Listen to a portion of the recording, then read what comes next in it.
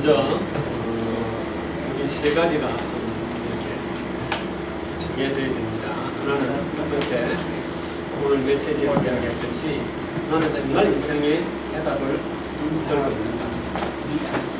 여러분이 정말 그 모든 어떤 문제 사건 속에서 그 해답을 바라보고 그 해답 속에서 답을 찾는 그런 여러분들이 그 답이 없으면은 결국은 방황하고 흔들리게 된다.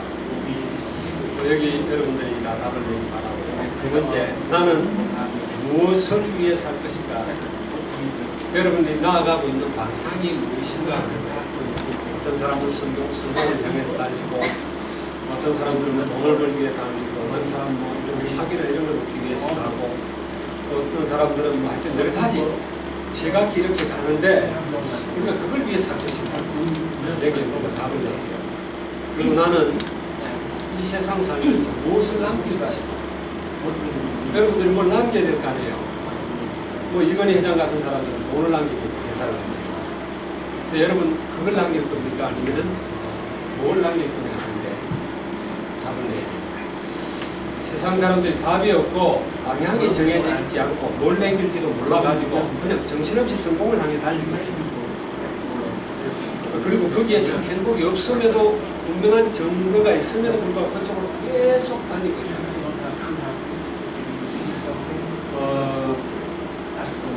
한국에서 옛날에 천재라는 사람이 한 사람이 있었죠. 김용웅 씨라고. 김용웅 씨가 5살 때 4개국을 면통하게 했어요. 5살. 그리고 6살 때 고등 미군 적군을 그 친구도 다 풀었어요. 그래서 이 친구를 데려다가 일본에서 후지 TV에서 실제로 그냥 실제 상황으로 이렇게 출연을 해가지고 테스트를 한 거예요. IQ 테스트. 그러면서 아주 석박사들이 나와서 그런 모든 미적분을 이렇게 내는데 전부 다 100%. 문제 내는 걸 갖다가 IQ 테스트 하는데 만점을 받은 거예요. 만점이 200점이라. 그래 IQ가 200점 이상은 없어요. 그런데 전부 다 풀어버리니까 6살 때 이 측정 불가능. 그래 플러스 10점을 더 해줘가지고 210점. 그래서 기네스북에 올랐어요. 세계 최고의 IQ가. 그렇게 올렸는데 그 뒤에 이제 세월이 흐르면서 두 사람이 더 나왔어요. 그래서 세계 세 번째로 머리가 좋은 사람입니다. 이 사람이 7살 때 한양대학교 물리학부에 청강생으로 들어갔어요. 그랬는데 8살 때 미국 나사에서 이 사람을 알고 픽업한 거예요. 스카우트한 거예요. 스카우트 해갖고 나사에서 돈을 내고 미국 콜로라도 주립대학에 입학을 시켜가지고 석사과정 박사과정을 마쳤어요. 그리고 11살 때부터 나사의 핵 분리 선임연구원으로 있었습니다. 그럼 우리는 참 상상을 못하죠. 그래서 11살 때부터 16살 때까지 선임연구원으로서 그막 비밀에 쌓여있고 베일에 쌓여있어. 그다음 특히 핵 문제를 다루니까 이건 세상을 파괴하는 그런 거잖아요. 인간관계가 뭔지를 몰랐어요, 사람. 세상적으로 성공했는지 모르지만 사람과 사람 사이에 이런 오고 가는 정이라든지 행복이라든지 관계 이게 뭔지도 모르는 거야. 그래 거기에 대해서 회의를 느끼고 염증을 느끼고는 16살 때 갑자기 한국 돌아왔어요. 한국을 돌아와가지고 검정고시 시험을 봤어요. 요즘 막 애들 검정고시 본다고 여러분들 웬만하면 검정고시 보지 말아요. 그건 아주 특별한 경우입니다. 아주 천재거나 아주 분재거나 그래가지고 빨리 그냥 고속으로 막 대학 석박사학위 할 그런 사람들은 검정고시 보고 또 아니면은 도무지 정규학교에서 나는 경대 낼 수가 없는 여러 가지 체질상 인간관계가 잘 안 되고 공부도 잘 안 되고 그런 사람들은 검정고시 봐도 돼. 근데 요즘 보니까 뭐 검정고시 보면 애들이 한국 나갔다 아무도 안 들어와. 근데 사람들이 관계가 뭔지를 잘 몰라. 김용웅 씨가 그때부터 그걸 뭔가 알았어요. 그래가지고 16살 때 공정고시를 합격을 하고 서울대학도 아니고 충북대학을 들어갔어요. 그것도 토목공학, 토목학. 건축하고 다르지. 지리하고는 좀 다른데 토목과에 들어갔어요. 그래 지금 아주 평범한 회사 충북개발공사라고 하는데 직원이야. 50살이니까. 이 사람이 하는 말이 있어요. 이제 사람 사는 것 같다. 그래가지고 회사 마치고 집에 와서 애들 손잡고 나들이 하고 여기에 인간이 사는 맛이 있다라고 하는.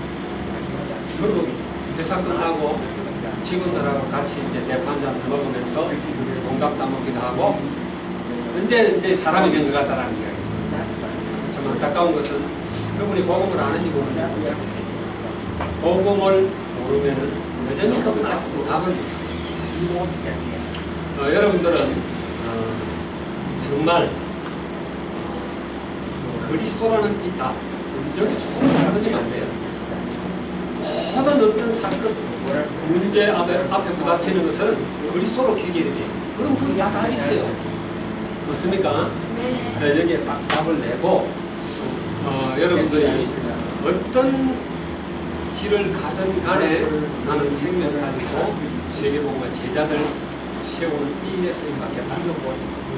그러면서 정말 제자 남기는 그런 여러분들 되기 바랍니다. 네. 이번에 한국 가서 레한나 목사님이 갑자기 소청하시는 바람에 내가 가서 입간에 뵐 때 대표기도도 하고 축구도 하고 다 했어요. 했는데 제가 여기서 선교사님들이 소천하고 나서 예배 드릴 때마다 옛날에 그 장기승 선교사님은 소천했을 때 그때 마침 내가 한국 들어가가지고 4일 동안 상주 노릇을 내가 했어요. 그랬는데 늘 그런 생각을 해요. 아, 나는 이분들처럼 살 수 있을까? 복음 때문에 살다가 복음을 향해 계속 세계복음을 다 살려가다가 내가 볼 때는 신당 그분들이 장 선교사님이 돌아가셨는데 우리 김영하 선교사님, 대한나 목사님 이런 분들 돌아가셨는데 많은 제자를 했어요. 그러죠? 많은 설교를 했어요. 여러분들도 어떤 일을 하든 상관없이 이거는 좀 답을 내고 가야 된다. 이렇게 생각을 합니다.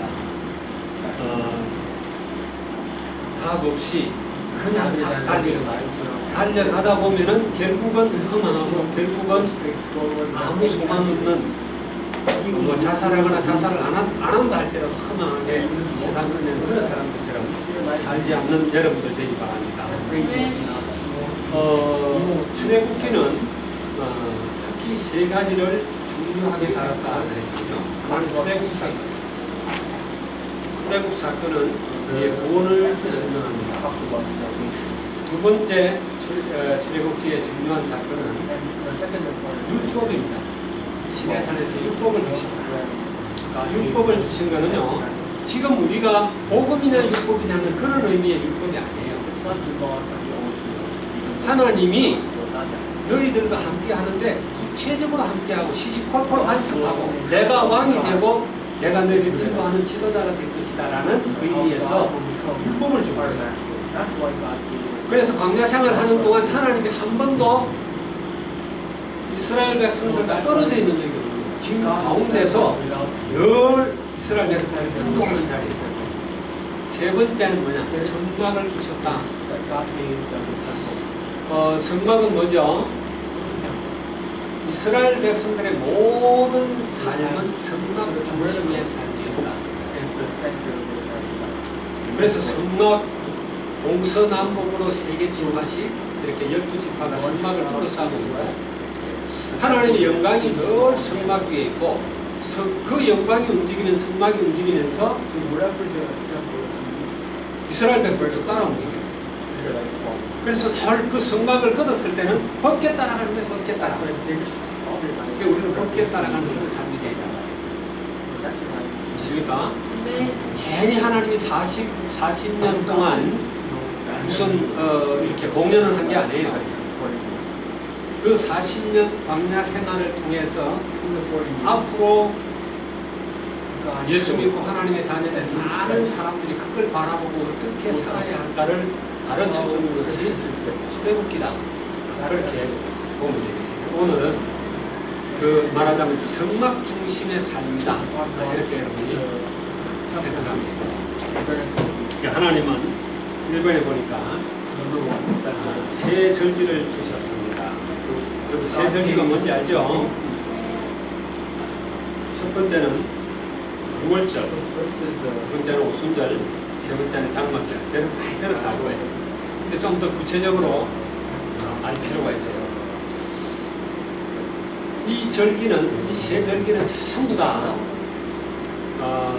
하나는 하나님께서 우리를 어떻게 구원해 가시나는 후속사적인 의미가 하나 있고, 하나는 이스라엘 백성들이 먹고 사는 그 농경사회의 어떤 그 두 가지가 늘 개매 같이 있어요. 그래서 6월절을 무교절 혹은 초순절 그렇게 그리고 오순절을 7절, 맥추절 뭐 그렇게 부르죠. 이거는 이제 농경사회에서 농사짓는 거 하고 이렇게 그 역사적인 후속사적인 의미하고 같이 이렇게 보는 거예요. 그 다음에 수장들은 장막절이다 그러기도 하고 또 초막절이다 그렇게 하는 거예요. 여러분이 알듯이 6월절은 6월이 뭡니까?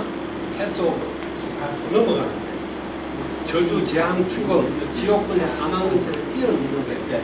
그거는 어린 양의 피, 다른 말은 그리스도의 피가 아니면 절대 불가능하다. 그게 발리지 않는 집은 죽음의 사자가 다 들어가. 저주의 사자가 다 들어가.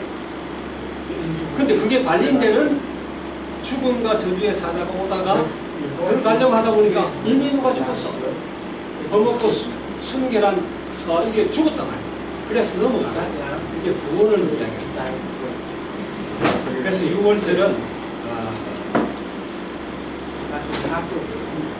창세기 3장 문제를 뛰어넘는 것입니다. 6월절과 홍해를 건너온 사건은 동일한 사건. 그리고 이거는 다른 말로 하면은 예수 그리스도께서 십자가에서 죽으셔서 피 흘리시고 3일 만에 부활하신 것, 그걸 의미합니다. 그래서 6월절은 유대력으로는 1월 14일, 이산월 14일인데 우리 태양력으로 우리가 따지는 달력으로 하면은 3, 4월입니다. 여러분이 잘 모르는데 달력이 여러 가지 달력이 있어요. 우리는 태양력을 쓰죠, 그죠? 태양력을 쓰는데 유대는 월력을 써, 월력을. 유대는 그래가지고 우리 음력처럼 윤달이 있어요, 윤달이. 그래가지고 어떨 땐 달이 한 달 뒤에 갔다, 몇 개 갔다 이렇게 해요. 그런데 이슬람력은 윤달이 없는데 월력을 쓰는 거예요. 그러니까 4년마다 한 달씩 빨라지지, 그죠?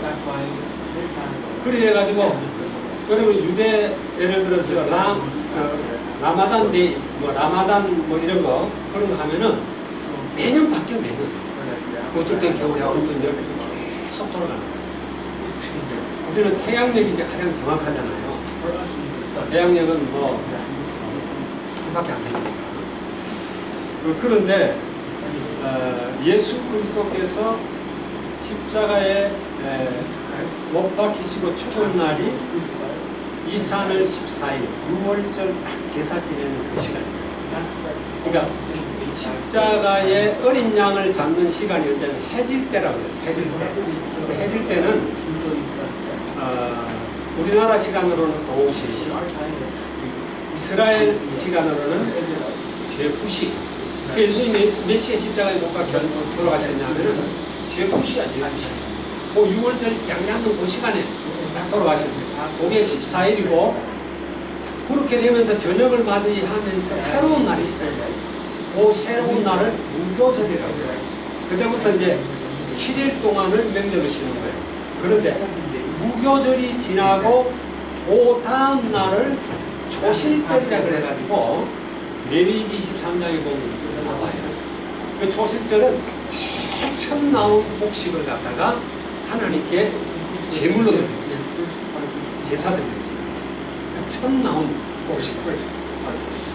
그게 뭘 이야기하느냐면 예수 그리스도께서 6월절 되는 1월 14일 날 죽으심으로 6월절 어린 양이 되시고 3일 만에 안식일에 부활하셨단 말이에요. 그날이 주일이 되는 거예요. 그리고 그 첫째 날 예수님이 부활의 첫 열매로 나오는데 그게 초실절이 똑같은 거예요. 그러니까 구약의 그 날짜와 그 날짜가 다 맞았더라고요. 그 다음에 이제 오순절은 6월절로 세서 50일째가 아니고 초실절로 세가지고 예수님이 부활하신 첫날부터 세가지고 50일째 되는 날을 오순절이라고 해요. 그 오순절 날 이제 추수가 보리 추수가 거의 끝날 무렵이에요. 그래가지고 절기를 하나님께 드리는 거예요. 그래서 50일 동안 하나님이 이스라엘 백성들을 인도하고 이끌어오는 걸 이야기하면서 특별히 예수님이 첫 열매가 되고 오순절 되는 날 성령이 강림하면서 예수님의 몸된 교회가 생겨지고 많은 열매들이 나오죠. 그죠? 하루에 3,000명씩. 그게 바로 맥추절의 의미입니다. 맥추절 날 추수한 것을 하나님께 드리는 거예요. 그 다음에 수장들은 뭐예요? 이거는 세계보고만을 해서 나아가요. 가을 절기를 이야기해요. 가을 절기. 포도 심고 그 다음에 올리브 특별히 감람나무라고 그러지. 그걸 추수하는 때가 9월 내지 10월 달이에요. 그게 이제 이스라엘 그 단력은 7월 15일 그때부터 일주일간 그 장막제리라는 걸 행사를 해요. 행사를 하는데 그게 우리나라 태양력으로 따지면 9월 말에서 10월 초 이때가 됩니다. 그 모든 가을 걸 추수를 하고 그걸 창고에 돌리면서 하나님의 절기를 드리는데 예배를 드리고 축제를 하는 거예요. 그건 다른 게 아니라 이제 전 세계 곳곳 모든 민족 가운데 복음이 확산되면서 천국 백성들을 수확해요. 그걸 이제 우리의 어떤 구원의 여정이라고 하죠. 지지난주에 목사님이 잔 번연이 있어 철로 역정이라고 철로 역정은 여러분들이 다 읽어봤죠? 안 끄떡끄떡 하는 사람은 그런데 한번 성경 읽어보고 그것도 읽어봐요. 이 땅을 뭐라고 그랬냐? 장망성, 장차 망하는 성이다. 이 땅에서 출발해서 천국 들어가는 크리스찬들의 삶의 여정을 그린 것이 필그림 프로그레스라고 하는데 그 출루역정이라고. 그래서 광야에서의 이 세 절기는 바로 우리 신자들이 일생을 걸어가는 것을 설명하고 있는 것이다. 구원받고 성령 인도받는 삶, 그리고 내가 결국 천국으로 들어가는 이 세 가지를 이야기하는 것이다. 그래서 여러분들이 이 세 절기의 중요성을 알고 성경을 보면 좋겠다 이런 생각이 들고요. 그 다음에 성막. 성막은 이번에 성물과 성막에 대해 하신 말씀이 있습니다. 자, 여러분들이 이야기를 많이 들었겠죠. 예수님 당시에 있던 헤롯 성전, 그 헤롯 성전이 예수님 그러니까 BC 19년경에 건축이 헤롯 대왕으로부터 건축이 시작돼 가지고 BC 63년경에 완성이 됐어요. 완성되고 7년 만에 돌 위에 돌 하나도 안 남고 무너지는데 그 성전 전체의 넓이가 어느 정도 되냐? 축구장 25개의 넓이. 근데 거기에 이방인들이 모이는 이방인의 뜰만 축구장 9개의 넓이. 그 세계에서 가장 큰 건축물이었어요. 그 당시에. 그런데 그 성전 구조가 어떻게 되어 있느냐 하면 철저하게 구별이 되어 있다. 이방인은 이방인 뜰을 넘어설 수가 없어요. 이방인 뜰에서 한 칸 더 들어갈 수 있는 것은 이스라엘 여자들이에요. 이스라엘 여자들은 여자들까지 들어가는 데만 들어가고 남자들 들어가는 못 들어가요. 그것도 구별이 되어 있어요. 남자 뜰을 지나면은 제사장 뜰이 나와요. 그 제사장 뜰에는 제사장만 가지 남자도 못 가요. 그 다음에 제사장에서 그 다음에는 성소로 들어가죠. 그죠? 성소가 있어요. 거기는 그때 담당된 제사장들만 예물을 들고 성소에 들어가요. 그리고 성소 안에 들어가면은 또 휘장이 있고 그 안에는 지성소라는 게 있어요. 지성소에 들어갈 때는 대제사장 1년에 단 한 번 철저하게 구별되게 설명해준 옷과 규례를 갖추고 철저하게 구별돼 가지고 피를 가지고 들어가는 거예요. 만약에 거기에서 하나라도 어기면은 죽는 거야. 그만큼 하나님은 우리와 완전히 구별된 성별된 거룩한 존재라는 거예요. 거룩한 존재. 그래서 그 지성소에 대제사장이 들어갈 때는 혹시 대제사장이 어떤 규례를 어기고 들어갔다가 갑자기 죽을까 봐서 홈리와 비나스처럼 갑자기 죽을까 봐서 허리에다가 띠를 만들어가지고 허리에다 방울을 달고 그래 들어가는 거예요. 그래 밖에서 들으면은 딸랑딸랑 소리가 나면은 대제사장이 안 죽은 거야. 그래서 의식을 다 마치고 나올 때까지 기다려. 그런데 갑자기 소리가 안 나면 죽었어. 그 시체를 꺼내로 들어가면 다 죽기 때문에 끈을 가지고 끄집어내는 거예요. 이렇게. 그럼 뭘 이야기하느냐? 하나님은 거룩이라는 말이 구별되었다. 그만큼 우리 인간과 하나님은 구별된 존재. 인간은 죄로 물들어있고 사단에게 소속되어 있다. 자, 그런데 그 성막의 휘장이 예수 그리스도께서 십자가에서 못 박히시고 죽으실 때 다 이루었다고 할 때 위에서부터 아래까지 쫙 찢어지면서 활짝 열려버린 거예요. 하나님께 나아가는 길이 열려버린 거예요. 무슨 말인지 아시겠죠? 그죠? 그럼 우리는 그 성막의 의미를 알아갑니다. 그 성막의 의미는 그리스도께서 구속을 완성하시는 그 의미를 얘기합니다. 자, 그리고 세 번째, 이것은 광야에 있는 이스라엘 백성과의 언약을 의미합니다. 아까도 이야기했지만 성막 중심의 삶입니다. 성막 중심의 삶. 여러분들은 철저하게 성막 중심의 삶을 살기 바랍니다.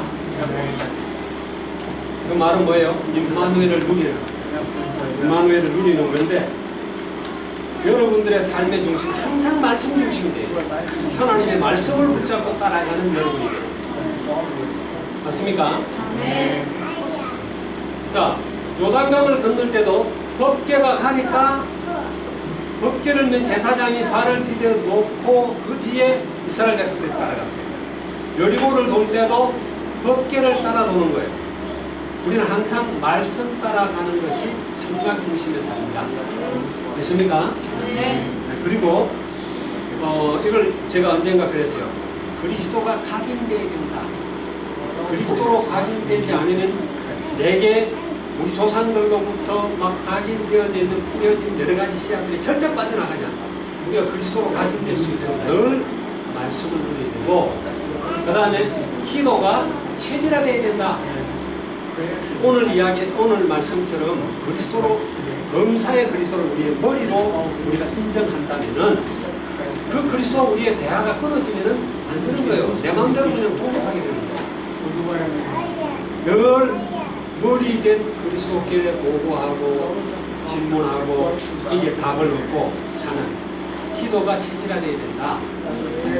이게 성막 중심의 삶이고 또 전도가 생활화되어야 된다.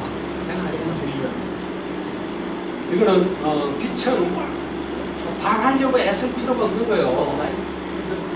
빛은 밤에는 어둠이 물러나가게 되어 있는데 그 빛을 감추는 것은 그리스도인의 삶이 아니다. 그래서 이 세 가지를 우리가 하는 것이 성막 중심의 삶이다. 여러분들은 늘 성막 중심의 삶을 사는 여러분의 되기를 주의 이름으로 축원합니다. 오늘 아침에 주일날은 카카오톡이 잘 안 오는데 내가 메시지 준비하면서 기도하고 있는데 카카오톡이 왔어요. 근데 그 카카오톡에 뭐가 나오냐면은 NCCK가 가톨릭가 5월 22일 날 가톨릭가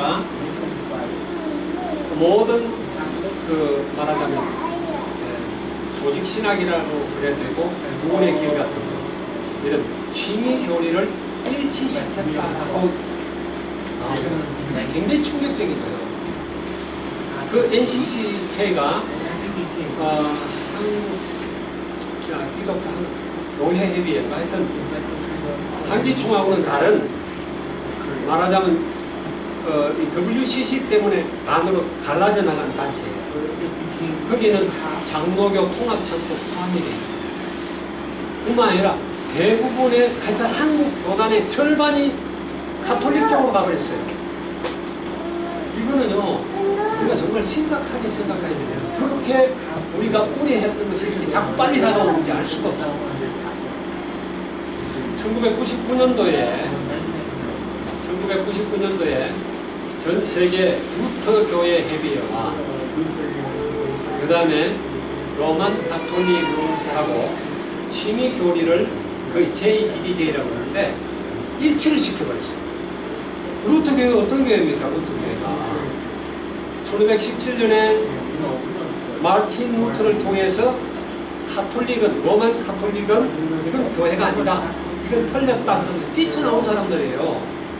그 사람들이 한 500년이 지나 다시 가톨릭으로 들어가 버리거든요. 참 기가 막힌 것이지.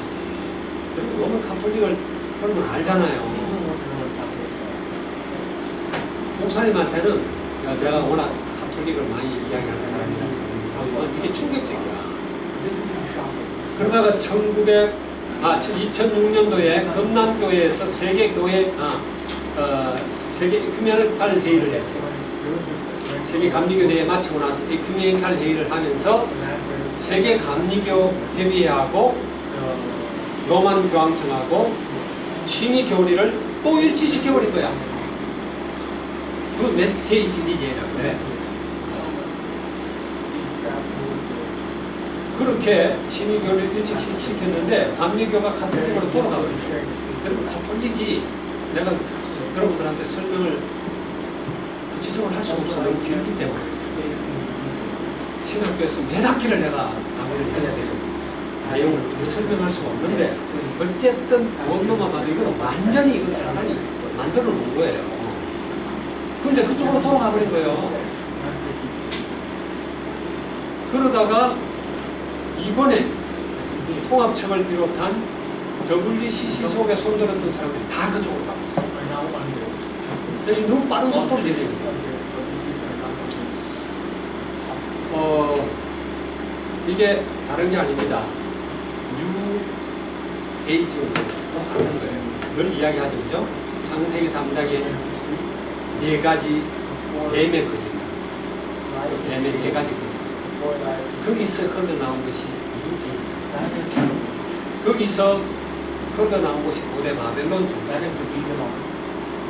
그래 그들이 추구하는 것은 어쨌든 그리스도의 유일성, 완전성, 절대성을 파괴하는 것입니다. 어떤 방법으로든. 그러면서 바벨탑 운동을 하는 거예요. 세계적 운동을. 그래서 그 고대 바벨론 종교 뱀이 이야기한 네 가지 거짓말, 거기서 진화론이 나오고 거기서 윤회론이 나오고 거기서 스스로 구원받는다라는, 스스로 신이 될 수 있다는 그런 게 나오고 온갖 게 다 나왔단 말이에요. 근데 이것이 꽃을 피운 데가 에집트야. 그 에집트의 것을 그대로 물려받은 것이 로만 가톨릭이에요. 콘스탄티누스를 통했습니다. 여러분 잘 알아야 돼요. 그리고 그 뉴에이지의 다른 한 부류가 장세기 3장 3절에 다른 한 부류가 인도로 건너갔어요. 그래서 인도의 힌두교, 불교 다 똑같아. 뉴에이지하고 논리가 똑같아. 전부 다 이런론이고, 이런론이 뭐냐면은 온 만물 속에 신이 있다는 거예요. 온 만물 속. 나무에도 신이 있고, 돌에도 신이 있고, 동물에도 신이 있고, 사람에게도 신이 있고. 그래서 모두는 다 하나다.